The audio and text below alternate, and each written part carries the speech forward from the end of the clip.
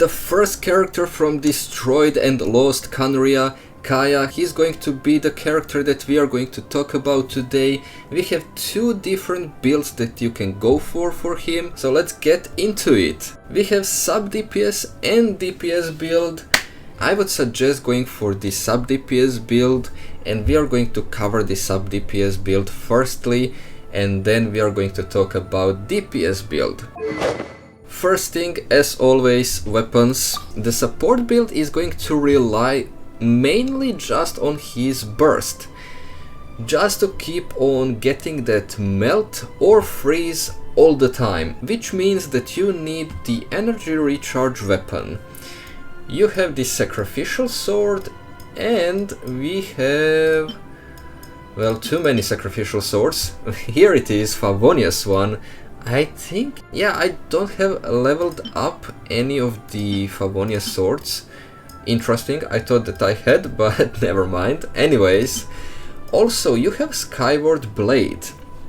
Now, whichever weapon you have available or free to use on your Kaeya, if you are going to use him, you can go and use one of those weapons. Secondly, artifacts. When we talk about the sub-DPS character, well, he's here to deal some damage as well. So you can go for Blizzard, you're not going to make any mistake with that set.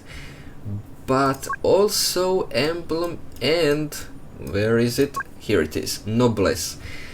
You're going to boost other characters with Noblesse, and Emblem is going to just boost more of your burst damage.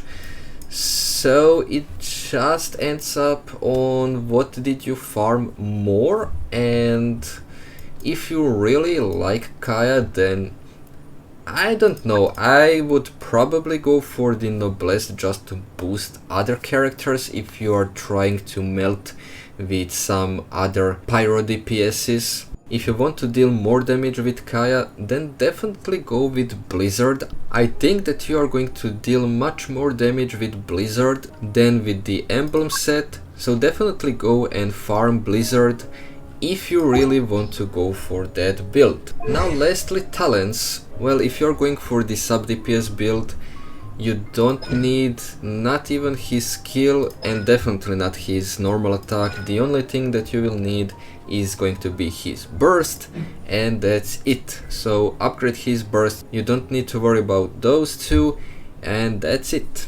Now back to the weapons. DPS build on Kaeya. Of course that you are going to use crit damage or crit rate weapon.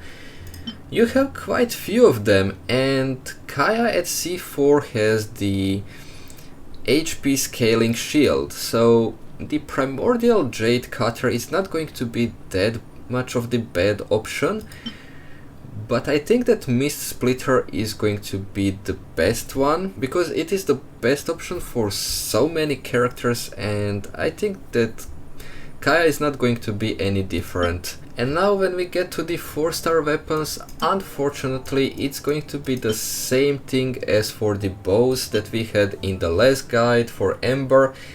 We have only battle pass weapons that are having crit rate or crit damage in the substat. So unfortunately you will need to go for attack weapons, and yeah, this one is not that bad. Normal and charge attack boosting, so you will have to check out which ones you actually have available when it comes to 4-star weapons, which ones did you get, and try a few options out. I'm not using Kaeya that much, and definitely I'm not going to use him as a DPS, so have a little bit of fun and try out few weapons. Now for the DPS build on Kaeya, you can still use Blizzard, but you're not actually going to get any more damage on Blizzard than you could have gotten on the sub-DPS build. So there are few options. Any of the sets that has the plus 18 attack, because Kaeya is scaling from the attack, Or you will go for, let me see, where is it? Okay, Bloodstain, and the second one, the Pale Flame. Okay, so physical damage bonus increased. You definitely can go for this one, because you will be only dealing physical damage outside skill and burst. And if you don't want to go for this sub-DPS build, if you're mainly just going for the Kaeya and going to use him all the time on the field, this is the way to go then. And also you can use some physical damage bonus weapons just to get even more physical damage on your Kaeya. When it comes to stats on the artifacts, you will go for the attack sand, for the cryo damage, goblet, and crit circlet. And last thing, talents. Well, just because it's so different, you can max out normal attack and not even care about skill and burst. You can leave skill and burst on the level 1 and just go for normal attack at maximum if you're going for DPS build, which I personally do not actually suggest going for.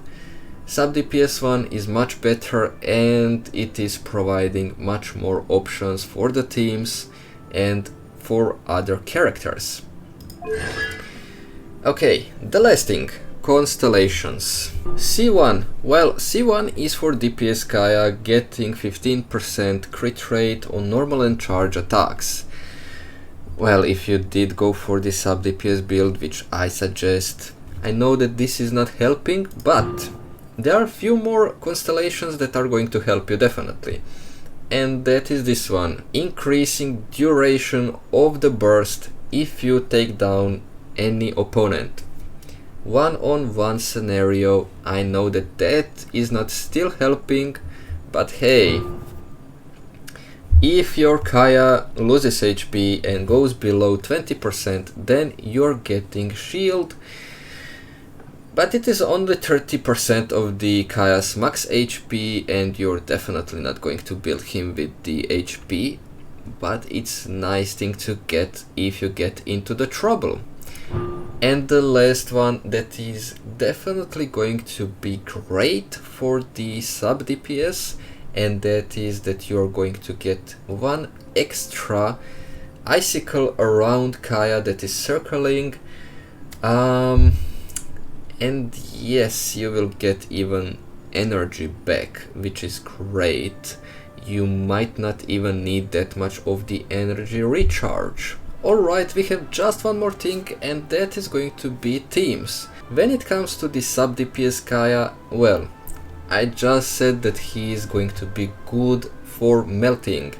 So all the pyro DPSs, I'm not going to count all of them, all pyro DPSs are going to enjoy the melt from Kaeya, because I think that he is proccing a little bit faster than others. Maybe Arlecchino is going to take him down, maybe she's going to be too fast. I'm not sure, I'm going to check it out, I'm going to leave a clip about that, just how much is he providing with his burst and how fast is he applying cryo on enemies. Also, if you're building sub DPS, well, there's a possibility just to build the sub DPS team completely without the true DPS. I guess that you could use Zhanling and probably Kazuha with them. Also, definitely not going to be a bad choice to go for the Zhongli again, but this time I think that Shenhe is going to be a much better choice. Also, instead of Zhangling, you can go for the Bennett, but Zhanling is going to allow you to melt all the time, but Bennett is not going to be capable of getting you all those melt that Zhanling is going to provide. And now we have only DPS build, well, a little bit different this time. Because you want physical, You can use Mika in this team. Yes, I know. Then you still can use Shenhe, but the only problem that we will have here is that you are not going to get any boost on cryo. You're just going to get boost on normal attack, and that's it. So no animo boosters. You can use Zhongli because he's decreasing absolutely all the resistances, and yeah, that's almost everything. Only Yunjin left for the faster attacks, and that's it, and a little bit of the boost for the normal attack. That's it. You don't actually have anything or anyone else. No other boosts, which I'm surprised not to have any physical boosts after so long. I mean, it's been 3 years already, and we have only few physical damage boosters, so a little bit disappointing, but hey, it is what it is. We have only few of the characters that we can use, and that's it. That would be everything from this guide on Kaeya. I hope that I helped you. I will leave some clips from his damage if I manage to do something incredible with him. If not, well, it is what it is. Anyways, I will see you in the next one. Dodge this! Manifest! As one with wind and cloud! Cryo incarnate! Teamwork is dreamwork! Don't get frostbite!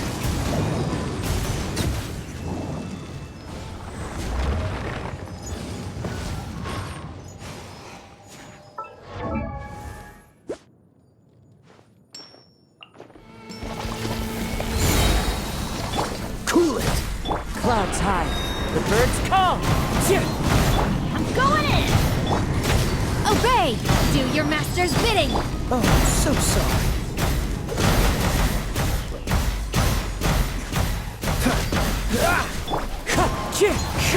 Let's light it up! Unleash!